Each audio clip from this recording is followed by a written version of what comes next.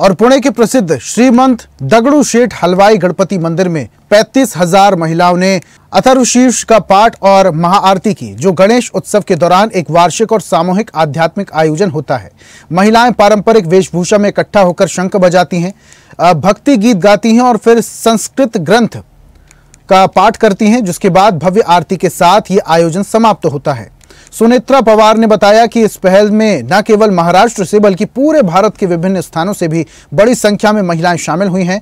श्रीमंत दगड़ूशेठ हलवाई सार्वजनिक गणपति ट्रस्ट सवर्णयुक्त तरुण मंडल द्वारा ट्रस्ट के 133वें वर्ष के उपलक्ष्य में उत्सव का आयोजन किया गया।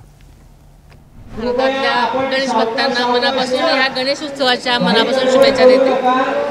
आजची ही अतिशय उत्साहपूर्ण सुंदर रम्य पहाट एवढ्या मोठ्या महिलांच्या समुदाय अथर्वशीर्ष पठणाने झालेली आहे। अतिशय सुंदर वातावरणामध्ये आरती पण झालेली आहे आणि एवढ्या मोठ्या संख्येने महिला ह्या पवित्र मंत्र म्हणतायत, त्याने वातावरण सगळं दुमदुमून जाते। अतिशय अवर्णनीय अनुभव आहे आणि मला याचा एक भाग होता आला, ह्यातच मी माझं भाग्य समजते। बाप्पाचरणी हीच प्रार्थना केली की भारताचं महाराष्ट्राचं जे काही संकट येत आहेत ते दूर होऊ दे आणि प्रत्येक जनतेला सुखी समाधानी आनंदी आणि आरोग्यदायी ठेव। नमस्कार।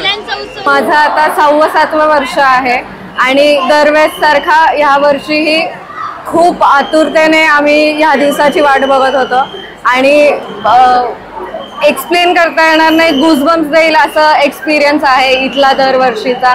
बरेच वर्ष स्टेजवर आता व्हॉलंटिअरिंगचा पण एक्सपिरियन्स मिळाला आहे आणि तृप्त करणारा एक्सपिरियन्स आहे हा। इथे दगडूशेठ गणपतीचा इथे अथर्वशीर्षाचा कार्यक्रम झाला, खूप सुंदर असा कार्यक्रम झाला आणि सर्व बायका, इथलं जे वातावरण होतं ते एकंदर इतकं छान होतं आणि एवढी वेगळी एनर्जी फील होत होती वातावरणात की खरंच म्हणजे असं शब्दांमध्ये ते सांगता येऊ शकणार नाही, पण हा कार्यक्रम आजचा खूपच छान झाला।